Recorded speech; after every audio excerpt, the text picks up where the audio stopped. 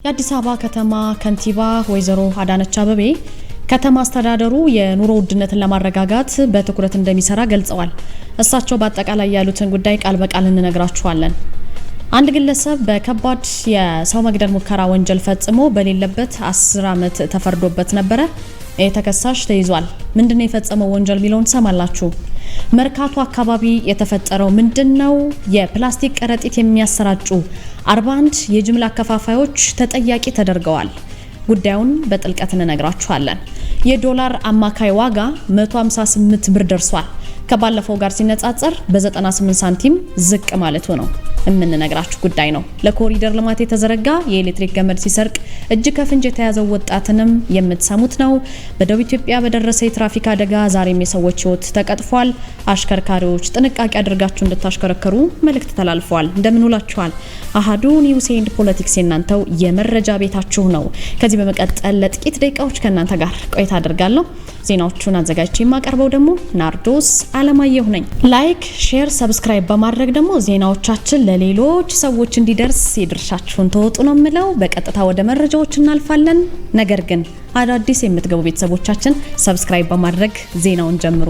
በቀጥታ ወደ መረጃዎቹ እንሂድ። ከ17ኛው መቶ ክፍለ ዘመን አንስቶ የጠቢባን የአብርሆታቸው ምንጭ ልዩ ቡናና የቡና ጥበብ ነው። ታዲያ ይህን ቡና ለመቅመስ ጥበቡንም ለመማር ዝግጁ ኖት? አሃዱ ኮፊ አካዳሚ በአዲስ አበባ ትምህርትና ስልጠና ቁጥጥር ባለስልጣን ፈቃድ በማግኘት የረጅም ጊዜ ልምድ ባላቸው ባለሙያዎች በመታገዝ የተለያዩ የቡና አይነቶችን የመቅመስ ኮፊ ካፒንግ፣ የቡና ቆላት፣ ሮስቲንግ፣ ጣዕምን፣ ፍሬዎችን፣ መዓዛንና አሲድነትን የመለየት ጥበብ በባሬስታና አግሮ ማርኬቲንግ ዘርፎች ስልጠና ለመስጠት ዝግጅቱን አጠናቋል። የቡና ጥራትን ለመጠበቅ የቡና አፍቃሪዎች የተለያዩ ጣዕሞችን ለማወቅ እንዲሁም አምራቾች ምርቶቻቸውን ለማሻሻል እንዲችሉ የሚረዳውን ይህንን ስልጠና በአሃዱ ኮፊ አካዳሚ በመሰልጠን ብቁ ባለሙያ ይሁኑ። የስልጠና ቦታው በቦሌ ጃፓን ኤምባሲ ናይል ሶርስ ሕንፃ 3ኛ ወለል ላይ። ለበለጠ መረጃ በስልክ ቁጥር በ0961 88 82 22 ይደውሉልን። አሃዱ ኮፊ አካዳሚ።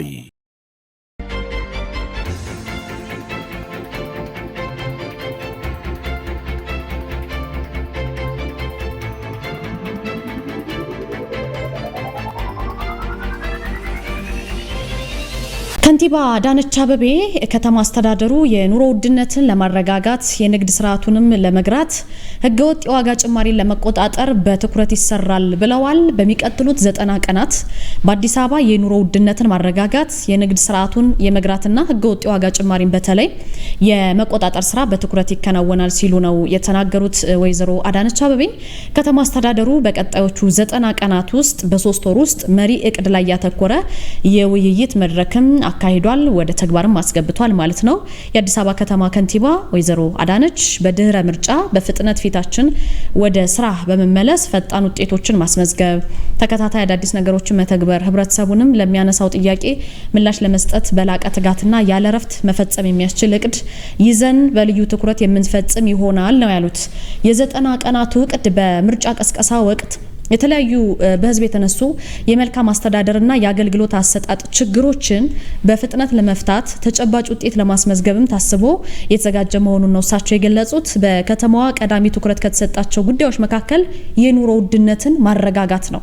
እንዲሁም ደግሞ የንግድ ስርዓቱን የመግራት ህገወጥ የዋጋ ጭማሪን በተለይ የመቆጣጠር ስራ በልዩ ትኩረት ይከናወናል ነው የተባለው። እሳቸውም ያሉት ይህንን ነው።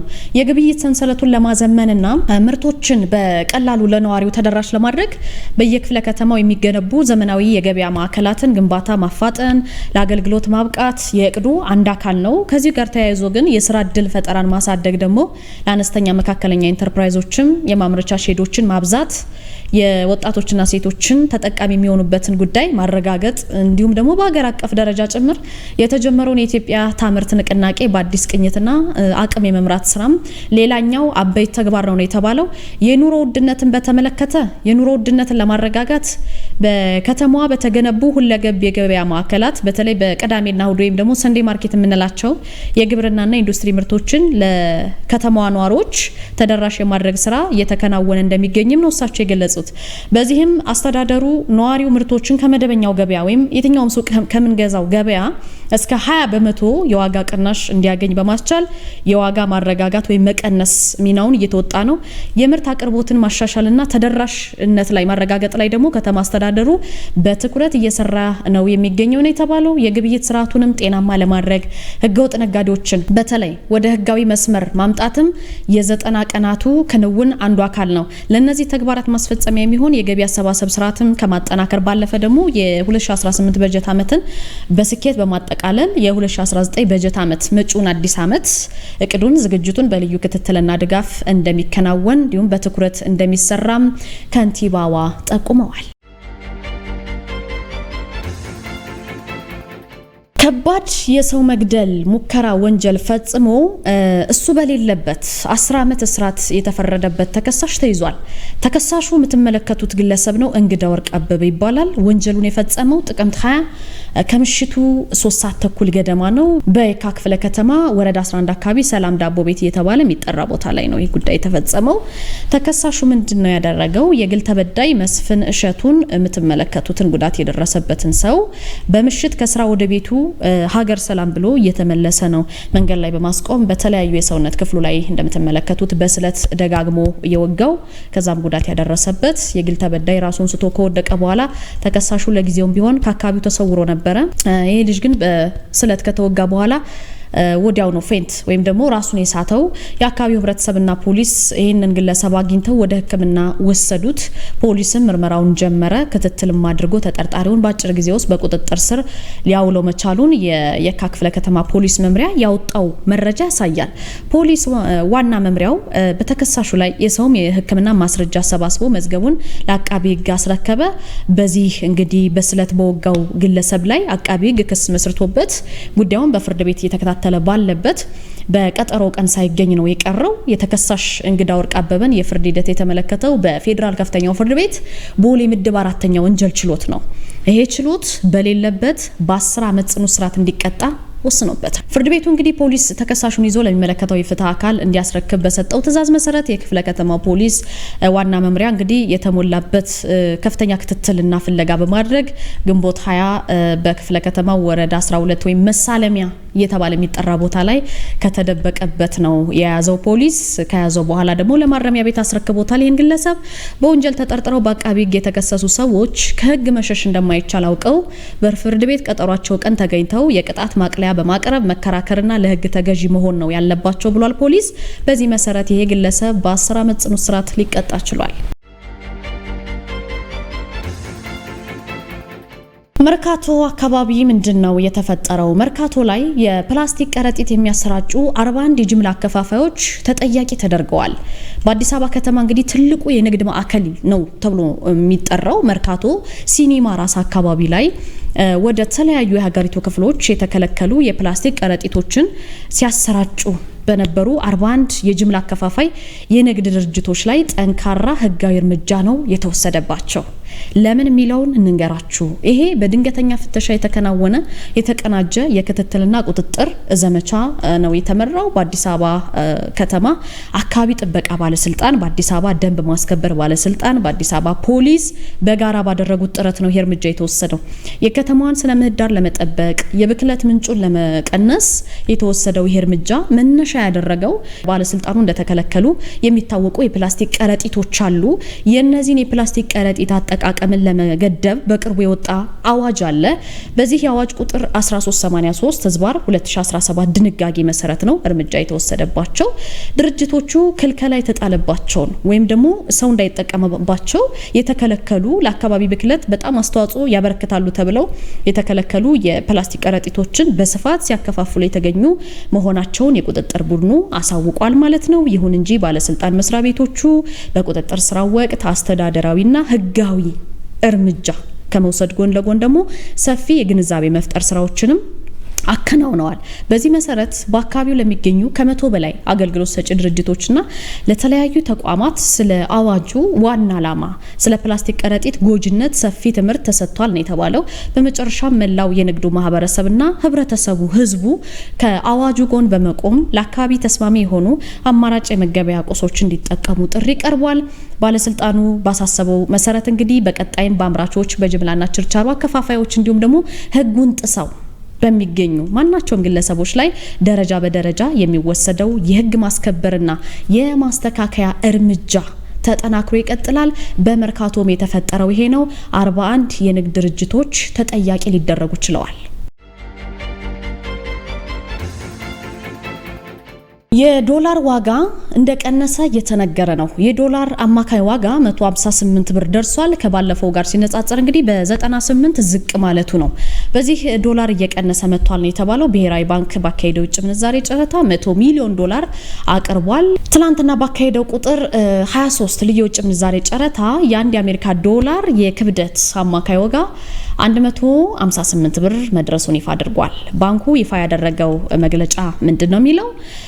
የውጭ ምንዛሪ ላይ ከፍተኛ የፍላጎት መጠን ተመዝግቧል። ብሔራዊ ባንኩ ለዚህ ጨረታ 100 ሚሊዮን የአሜሪካ ዶላር ያቀረበ ቢሆንም አጠቃላይ የፍላጎት ወይም የመጫረቻ መጠን ግን ከእጥፍ በላይ በሆነ በ236 ሚሊዮን ዶላር ደርሷል ማለት ነው።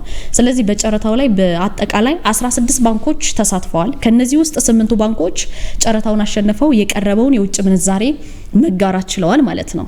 ይሄ ጨረታ ዝርዝር ውጤት ምንድነው የሚለው? ለጨረታ የቀረበው መጠን 100 ሚሊዮን ነው ዩኤስዲ ማለት ነው። የቀረበው አጠቃላይ የፍላጎት መጠን 236 ሚሊዮን ነው። የማሸነፊያ የክብደት አማካይ ዋጋ 158 ብር ነው። የመቁረጫ ዋጋ ደግሞ 157 ብር ነው። ከፍተኛ የተባለው የቀረበው ዋጋ 158 ብር ነው። ዝቅተኛ ተብሎ የቀረበው ዋጋ በዚህ መሰረት 158 ብር ሆኗል። ተሳታፊ ባንኮች 16 ናቸው። ያሸነፉ ባንኮች ብዛት ደግሞ 8 ነው። ይሄ የጨረታ ውጤት የዶላር ዋጋ ካለፈው ጨረታ አንጻር መጠነኛ ቅናሽ ማሳየቱንና በባንኮች ዘንድ ያለው የዶላር ፍላጎት አሁንም በከፍተኛ ደረጃ መቀጠሉን አመላካች ሆኗል የተባለው። ለኮሪደር ልማት የተዘረጋ የኤሌክትሪክ ገመድ ሊሰርቅ የሞከረ ግለሰብ እጅ ከፍንጅ ተይዟል። እንግዲህ ለህዝብ አገልግሎት ይውላሉ ተብለው በተለያዩ ቦታዎች የተቀመጡ ንብረቶችን፣ የህዝብ ንብረቶችን፣ የመንግስት ንብረቶችን የሚዘርፉ አንዳንድ ግለሰቦች አሉ። የከተማዋን ገጽታ በመቀየር ለነዋሪዎች ምቹ የመኖሪያ አካባቢ ለመፍጠርም እየተከናወነ ባለው እንግዲህ ታላቁ የኮሪደር ልማት ስራ ላይ ጉዳት ሲያደርሱ የነበሩ ወንጀለኞች ህግ ፊት ለማቅረብ የድሬዳዋ ፖሊስ እያከናወነ ያለው ኦፕሬሽን ውጤታማ እንደሆነ ነው ያስታወቀው። ይሄ ሆነው በድሬዳዋ ነው። የድሬዳዋ ፖሊስ ጠቅላይ መምሪያ የከዚራ ፖሊስ ጣቢያ አዛዥ ኢንስፔክተር ሳሙኤል ኮከቤ ተከሳሽ አንተነህ በለጠ የተባለ ግለሰብ በህገ ወጥ ጥቅም ለማግኘት በማሰብ እንግዲህ ይሄ ግለሰብ ከሌሊቱ 9 ሰዓት ከ25 ላይ በአንድ አካባቢ ለኮሪደር ልማት የተዘረጋውን የኤሌክትሪክ ገመድ በስልት ቆርጦ ለመስረቅ ሲሞክር በወቅቱ በስራ ላይ የነበሩ የፖሊስ አባላት የነበራቸውን ጥብቅ የጥበቃና የክትትል ስራ ድርጊቱን ፈጽሞ ለማምለጥ ሲሞክር ነው እጅ ከፍንጅ ይህን ግለሰብ የያዙት። ይሄ ድርጊት የፖሊስ የጸጥታ መዋቅር በከተማዋ ለሚከናወኑ የልማት ስራዎች ጥበቃ በማድረግ ረገድ ያለውን የማያወላውል ቁርጠኝነትም የሚያሳይ ነው ብለዋል እሳቸው ኢንስፔክተር ሳሙኤል። ፖሊስ በወንጀል ድርጊቱ ላይ የደረሰበትን መረጃ በአግባቡ በማደራጀት ለኢፌድሪ ፍትህ ሚኒስቴር ድሬዳዋ ቅርንጫፍ በማቅረብ በህግ ተጠያቂነት ሂደት ላይ ክስ ተመስርቶበታል።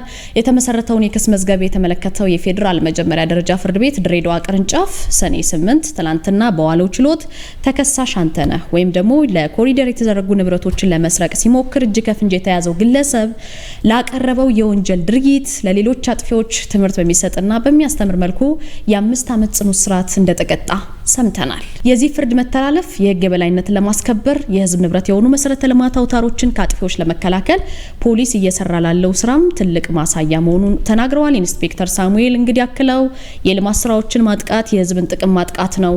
የድሬዳዋ ፖሊስ ደግሞ ይህን ህገወጥ ድርጊት መቼም ቢሆን አይታገስም በማለት ገልጸዋል። በመጨረሻም የድሬዳዋ ከተማ ነዋሪ ይህንን የጸጥታ ጥረት በማገዝ አጠራጣሪ እንቅስቃሴዎችን ሲያይ ደግሞ ለፖሊስ ጥቆማ በመስጠትና የልማት ስራዎችን በመጠበቅ ረገድ የሚያደርገውን ተሳትፎ አጠናክሮ እንዲቀጥልም ኢንስፔክተር ጥሪ አቅርበዋል ማለት ነው።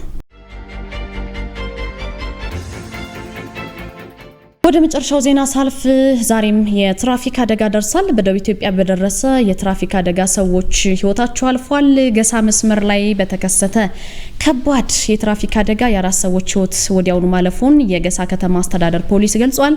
በአደጋው እንግዲህ በርካታ መንገደኞች ላይ ቀላልና ከባድ የአካል ጉዳት ደርሷል።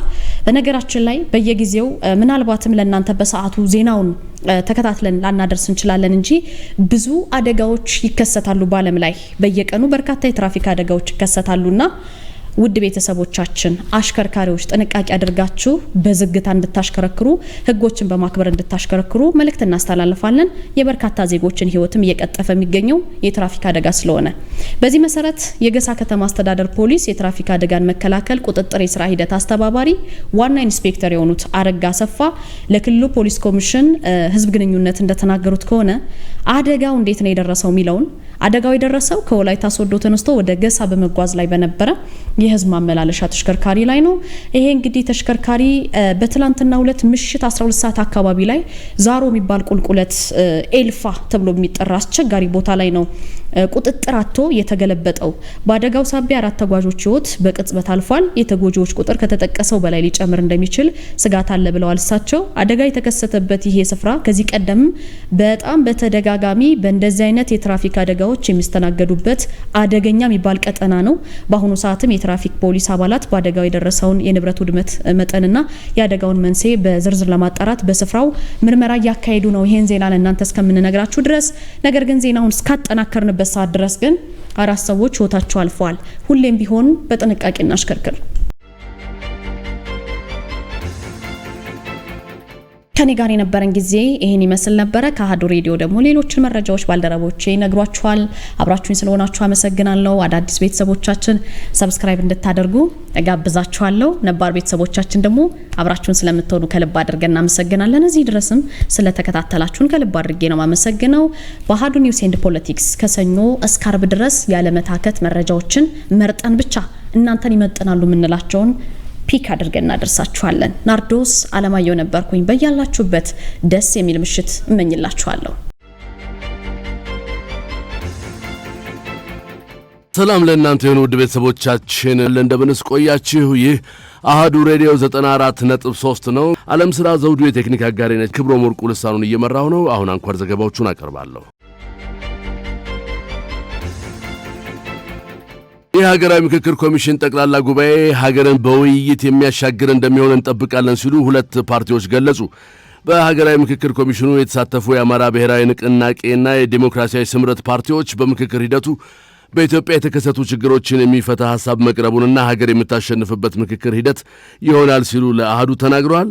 የአማራ ብሔራዊ ንቅናቄ አብን የሰው ኃይል አስተዳደር ኃላፊ አቶ ኤርሚያስ ተገኔ ለአሃዱ እንደገለጹት ሀገራዊ ምክክር ኮሚሽኑ በቀጣይ ከሚያደርገው ሀገራዊ ጉባኤ የፖለቲካ ልዩነትን በመተው ለሀገር አንድነት የሚሰራበት መሆኑን ተናግረዋል። ጉባኤው አንዱ አንዱን የሚያሸንፍበት ሳይሆን በእኩልነት የሚስተናገድበትና በሐሳብ የበላይነት የማንነትና የባህል እኩልነት የሚታይበት እንዲሆን እንጠብቃለን ሲሉም ገልጸዋል። የተራራቁ ሐሳቦችን ወደ መሃል በማምጣት በሰከነ ስነ ልቦና ያንዱን ችግር የሌላኛውም ችግር በመሆን በሰባዊ መደማመጥ አንዱ ስኬት ነው ያሉት አቶ ኤርሚያስ ተገኔ ናቸው። የአጀንዳ የማሰባሰብ ሂደቱን ጨርሶ አሁን ለምክክር ዝግጅት ላይ ነው ያለውና በዚህ ላይ እንግዲህ የምንጠብቀው በዋናነት ሀገር የምታሸንፍበትን ዋና የፖለቲካ አጀንዳዎቻችንን ትተን ስለ ሀገር ስለ እውነት ቆመን ውይይት ሀገር አንድነቷን ተጠብቆ ክብሯን ተጠብቆ የምትዘልቅበትን ሀገር የምናሻግርበት ሂደት ነው ብለን እናስባለን። አንዱ አንዱን የሚያሸንፍበት አንዱ አንዱን የሚበልጥበት ሳይሆን ሁሉም በእኩል የሚስተናገድበት ሁሉም በእኩል ሀገሩን ላይ አስተዋጽኦ አድርጎ በቀጣይ እኩል ሆነን እያንዳንዱ ማንነት የትኛውም ባህል ከየትኛውም ባህል የትኛውም ሐሳብ ከየትኛውም ሐሳብ ሳይሆን እኩል የምንስተናገድበት ሜዳ ተፈጥሮ አንዱ ለማሸነፍ የሚያደርገው ጠርዝ የወጣ ሐሳብ ሊኖር ይችላል። እነኚህን ሐሳቦች ወደ መሃል አምጥቶ አንዱ በአንዱ ጫማ ሆኖ የአንዱን ችግር ሰምቶ ተስማምቶ በመጀመሪያ ደረጃ መደማመጡ በራሱ አንዱ ስኬት ነው። መደማመጥ ከተቻለ በሰከነ ልቦና አንዱ ያንዱ አንነት ያንዱ ነገድ ያንዱ ነገር ችግር መስማት ከቻለ ያንዱ የፖለቲካ ፓርቲ የሌላውን የፖለቲካ ፓርቲ ሐሳብ መስማት መደማመጥ መቻሉ በራሱ አንድ ስኬት ነው። ከዛ ሁለተኛ ስኬት የሚሆነው ምንድነው? እሱ ተበድያለሁ ይካል በደል ዓለም አቀፋዊ ነው፣ ሰዋዊነት ነው፣ ከብሔር ከፖለቲካ አጀንዳ የዘለለ ነውና እውቅና ሰጥቶ ወደ መፍትሄው መሸጋገር ነው። ለቀረቡ አጀንዳዎች ዕውቅና በመስጠት ወደ መፍትሄ በመሸጋገር ለቀጣይ ችግሮች በሽግግር ፍትህ በእርቅ የሚፈቱበት ሂደት እንደሚኖር ይጠበቃል ነው ያሉት የዲሞክራሲያዊ ስምረት ጽሕፈት ቤት ኮሚኒኬሽን ኃላፊው አቶ ሀለፎም ምርዕ በበኩላቸው በምክክር ሂደቱ የሀገሪቱን ችግር ለመፍታት እየተሰራ መሆኑን ገልጸዋል። በክልሉ ያሉት እየታዩ ያሉ በተለይ የማፈንገጥ ስራ ይሄን ነገር ተገቢ እንዳልሆነ ደጋግመን አንስተናል። ምክርም የማይሰማ ኃይል እንዳለም አንስተናል። የኢትዮጵያ ሕዝብን በአጠቃላይ እንደ ኢትዮጵያ በሉዓላዊነቱ ጉዳይ ተመካክሮ ያለውን ችግር የሚፈታ ሀሳብ እያቀረብን ነው ያለ ነው። የምክክር መድረኩ ግን ሁሉም ነገር በሰላማዊ ለመፍታት ስለሆነ አጀንዳው እንደ ሀሳብ ይወስደዋል። ግን ትኩረት ሰጥቶ እንዲሰራበትም በተደጋጋሚ እየተነጋገረበት ነው ያለው። ከሌሎች የፖለቲካ ድርጅቶችም እየተነጋገርን ያለ ነው። ስለዚህ በተለየ መልኩ ካልታየ የሰሜኑ ጉዳይ አስቸጋሪ ነው የሚሆነው። ጉባኤው በተለይም በሰሜኑ አካባቢ የተከሰተውን ችግር በሰላም ይፈታል የሚል እምነት አለን ሲሉም ጠቁመዋል። የኢትዮጵያ ካፒታል ገበያ ባለስልጣን ያዘጋጀው የጋራ ኢንቨስትመንት ፈንድ ረቂቅ መመሪያ ግልጽነትና ተጠያቂነትን የሚያጎላ መሆን እንዳለበት ተገለጸ። ባለስልጣኑ በቅርቡ ለማጽደቅ ያሰበው የጋራ ኢንቨስትመንት ፈንድ ረቂቅ መመሪያ ግልጽነትና ተጠያቂነትን በደንብ ያካተተ መሆን እንዳለበት የሕግ ባለሙያዎች ናቸው የገለጹት። የካፒታል ገበያ አዋጅ ቁጥር 1248/2013 የጋራ ኢንቨስትመንት ፈንዶችን ምስረታና አስተዳደር በብቃት ለመምራት ለመከታተልና ቁጥጥር ለማድረግ የሚያስችሉ ዝርዝር መስፈርቶችን የኢትዮጵያ ካፒታል ገበያ ባለስልጣን በመመሪያ አማካኝነት እንዲወስን የተደነገገ መሆኑን አሃዱ ያገኘው ሰነድ ያመለክታል። የተዘጋጀው መመሪያም የጋራ ኢንቨስትመንት ፈንድ ቁጠባን ወደ ኢንቨስትመንት ለማምራት የፋይናንስ አካታችነትን ለማስፋትና ኢንቨስትመንት ቁጥጥር በሚደረግበት ወቅት በባለሙያ እንዲመራና በቀላሉ ተደራሽ በሆነ መልኩም በካፒታል ገበያ ውስጥ እንዲሳተፉ የሚያስችል ዋና መሳሪያ መሆኑን ያሳያል። በጉዳዩ ላይ አሃዱ ያነጋገራቸው የሕግ ባለሙያ አቶ ካሳሁን ሙላት እንደገለጹት ጉዳዩን አስመልክቶ በዚህ መልኩ መመሪያው ሲዘጋጅ የመጀመሪያው ነው። ከዚህ ቀደም የጋራ ኢንቨስትመንት ፈንድ እንዳልነበረና አክሲዮን ማህበሮችም በተለያዩ መልኮች ከማህበረሰቡ ገንዘብ ሰብስበው ኢንቨስት ያደርጉ እንደነበር ተናግረዋል። የጋራ ኢንቨስትመንት ፈንድ መዘጋጀቱ ኢንቨስተሮች የተሻለ የፋይናንስ አማራጭ እንዲኖራቸው እድል የሚሰጥ መሆኑን ጠቅሰው ይህም ስልጣን የተሰጠው የኢትዮጵያ ካፒታል ገበያ ባለስልጣን መሆኑን አብራርተዋል። መመሪያው በሂደት ላይ ያለ ሲሆን ከዓላማ ውጪ ገንዘብን የመዋል ሁኔታን በተመለከተም ከፍተኛ ቁጥጥር ማድረግና ግልጸኝነትን ጭምር የሚጠይቅ በመሆኑ መመሪያው ላይ ይህን ጉዳይ ታሳቢ ባደረገ መልኩ መካተት እንዳለበትም ጠቁመዋል። እንግዲህ አሁን መመሪያው በሂደት ላይ ያለ መመሪያ ነው። አጠቃላይ በተለይ አላግባብ በተለይ ከህብረተሰቡ ስጋት የሚቆጠሩ ነገሮች ምንድናቸው? እነዚህ ኢንቨስትመንቶችን ሞቢላይዝ የሚያደርጉ አካላት ብዙ ጊዜ አንደኛ ኢንቨስት እናደርግባቸዋለን ብለው ከሚያስቧቸው ውጪ ላልተገባ ወይም ላልተፈቀደ ኢንቨስትመንት ገንዘብን የማዋል ከዓላማ ውጪ ገንዘብን የማዋል አይነት ነገርና ይሄ ስትሪክት የሆነ ኮንትሮል ይፈልጋል። በመመሪያው እንዲህ አይነት ነገር አንደኛ የተከለከሉ ኢንቨስትመንት ሞቢላይዝ በምናደርግበት ጊዜ ይህንን ኢንቨስትመንት ሞቢላይዝ እንዲያደርጉ የተፈቀደላቸው አካላት በኢንቨስትመንት ፖሊሲያቸው ላይ ለተፈቀዱላቸው ስራዎች ብቻ ገንዘቡን መዋል እንዳለባቸው በዛ አግባብ መሰብሰብ እንዳለባቸው ይሄ ስራ በጣም ትራንስፓረንት የሚጠይቅ ስራ ነውና የትራንስፓረንሲ ሪኳየርመንቱን በጣም ከፍ ማድረግ ያስፈልጋል። መመሪያው ላይ በግልጽ ማስቀመጥ ያስፈልጋል። እንደዚሁ ተጠያቂነትንም በሚያረጋግጥ መልኩ መመሪያው ተጠያቂነት ኤሌመንቶችንም አካቶ ነው መውጣት ያለበት የሚል አስተያየት ነው ያለኝ። ይህ ስራ በሌሎች ሀገራት በስፋት የተሰራበት ስራ መሆኑን የተናገሩት የሕግ ባለሙያው በተለይም ደግሞ ይህ መመሪያ መዘጋጀቱ በርካታ ኢንቨስትመንት አማራጮች እንዲኖሩ መንገድ የሚከፍት ነው ብለዋል። በባለስልጣኑ የተዘጋጀው መመሪያ አቅም ያላቸውን ባለሀብቶች በማሰባሰብ የጋራ ኢንቨስትመንትና የጋራ አካታችነት ያለው ስርዓት በመዘርጋት የፋይናንስ ዘርፉን ማሳደግ ያስፈልጋል ያሉት የሕግ አማካሪው አቶ ዮናስ ወልደ ኢየሱስ ናቸው። በመመሪያው ላይ የተቀመጡ ድንጋጌዎች ላይ ተጠያቂነትን ያማከሉ ጉዳዮች መኖር እንዳለባቸውና ይህ መመሪያም ትልቅ ጠቀሜታ እንዳለው ተናግረዋል። በአዋጅ የሚመራ ነው። አዋጅ ተጠያቂነትም አለው። ያ ተጠያቂነት ከህግ ውጭ የሚሰሩ ስራዎች ሲኖሩ በዝርዝር የተቀመጠ እጅግ መሰረታዊ የሆኑ የኢኮኖሚ በከፍተኛ ሁኔታ የሚያነቃቃና ቀጣይነት እንዲኖረው ኮንሲስተንሲ የኢኮኖሚ እድገት እንዲያመጣ የሚያስችል በመሆኑ ይህንን በሚጥስ መንገድ ሲሆን ደግሞ በአዋጁም ሆነ በመመሪያው የተቀመጡ ድንጋጌዎች አሉ። እንደዚሁም ደግሞ በሌሎች የሀገሪቱ ህጎች የሚዳኝ ይሆናል። በዋናነት ግን ተጠያቂነቱ ከአዋጁ እና እዚህ ከመመሪያው የሚመነጭ መሆኑ የወጥ መመሪያ ወይም ደግሞ ሊጸድቅ የተዘጋጀው መመሪያ እጅግ የሚያሰራ ነው ብዬ ነው የምወስደው እኔ ባየሁት እንደ አንድ የህግ ባለሙያ። መመሪያው ቀጣይነት ያለው አሰራርን የሚከተልና በተለይም ደግሞ የኢኮኖሚ እድገትን ለማረጋገጥ የሚያመች መሆኑንም አስረድተዋል። የሪል ስቴት አልሚዎች ማህበር ዝቅተኛ የሪል ስቴት የዋጋ ደረጃን በተመለከተ ጥናት እያደረገ መሆኑን አስታወቀ። የቤት ግንባታ ደረጃ ማውጣት ለዘርፉ የተሻለ ነው ያሉ ባለሙያም አሉ። የሪል ስቴት አልሚዎች ማህበር የሪል ስቴት አማካይ ዝቅተኛ የዋጋ ደረጃን ለማውጣት ጥናት እያደረገ እንደሚገኝ አስታውቋል።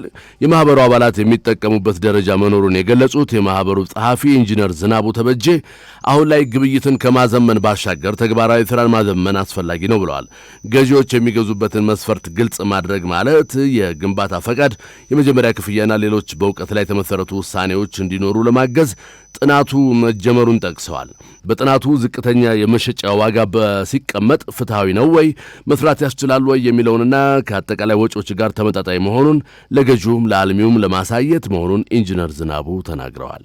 ገዢዎች ዲክቴት ያደርጋል። ለገዢዎች መሬቱ አለ ወይ፣ ግንባታ ፈቃዱ አለ ወይ፣ ይሄንን ሳታይ አትግዛ፣ ይሄንን ብቻ አይተህ መግዛት የለብም፣ ኮስት ቀነሰ ብለህ መሄድ መቻል የለብም። ኢቭን ኮስት ላይ ጥናቶችን እያደረግን ነው። ለምሳሌ ያህል እንደ የዋጋ ቢያንስ ኢንዴክሶችን እናወጣለን። ከዚህ በታች ሊሰራ አይችልም። ስለዚህ እንደዚህ አይነት ነገሮች ሲመጡ ገዢውም እየተጠነቀቀ የሚሄድበት አነሰ ብሎ ብቻ ዘሎ የማይገባበትን ፕላትፎርሞች እናደርጋለን። እንደ ገዢም ደግሞ ግዴታዎቹን እናሳውቃለን ማለት ነው። ከዚህ በታች መሸጥ አይቻልም አይደለም። ምክንያቱም ነገር ግን አሁን ለምሳሌ ገበያው ከ50 ሺህ ብር ጀምሮ እስከ 400 ሺህ ብር በካሬ የሚሰጡ ሪል ስቴቶች አሉ። ስለዚህ 50 ሺህ ብር ጀስቲፋይብል ነው ወይ አንድን ሪል ስቴት ያሰራዋል? ያ ማለት እንግዲህ ሃርድ ኮስት የምንላቸው ግንባታው የሚፈጅበት፣ ሶፍት ኮስት የምንላቸው አሉ፣ ለማርኬቲንግ የሚያወጣው፣ ለፋይናንስ የሚከፍለው ኦቨርሄዱ፣ እነዚህ ነገሮች፣ የመሬቱ፣ የግብሩ፣ እነዛ ሁሉ ቶታል ዲቨሎፕመንት ኮስት የምንለው ምን ያክል ይመጣል ቢሰራ ለሚዲየም፣ ለሴሚ ፊኒሽ፣ ለፊኒሽድ ብለን እንግዲህ አንድ በእኛ ግንዛቤ አንዳንዶቹ ወይም ደግሞ ሪል ስቴቶች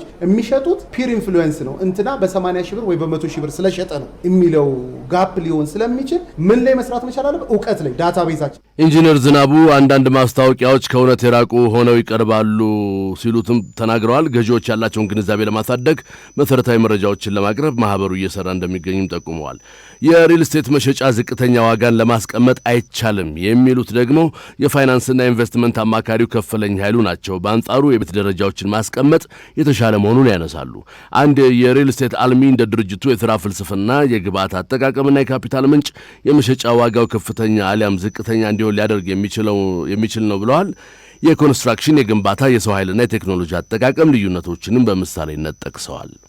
በተለያየ ምክንያቶች ዋጋ አወጣጥሽን እንደየድርጅቱ ፍልስፍና ከፍ ዝቅ ምናምን ልታደርጊ ትችላለሽ። ለምሳሌ ከካፒታል መሬቱ የግብአት አጠቃቀም አሁን ለምሳሌ አንዳንድ ሪል ስቴት አልሚዎች ከባክዋርድ ኢንቴግሬሽኑ ጀምሮ እስከ ሪል ስቴት መገንባት ከዛ ደግሞ መሸጥ ድረስ ሙሉ በሙሉ ይችላሉ። ወደ ኋላ ብረት አስመጪ የሆኑ ሪል ስቴቶች አሉ። ብረት ያስመጣሉ፣ ሲኖትራክ ምናምን አላቸው። እነዚህ የከተማ ውስጥ ግብአትን ጠጠሩን ማምረቻ አላቸው፣ አሸዋ ማምጫ አላቸው፣ የራሳቸው የሆነ ፎርምወርክ አላቸው፣ የራሳቸው የሆነ የሰው ኃይል አላቸው፣ ክሩ አላቸው። የሰው ኃይላቸውን አንዱ ግብአት ነው በእንትኑ ላይ። ስለዚህ ከዛ የሚያተርፉት አለ፣ ከፍጥነት የሚያተርፉት አለ፣ ከቴክኖሎጂ የሚያተርፉት አለ።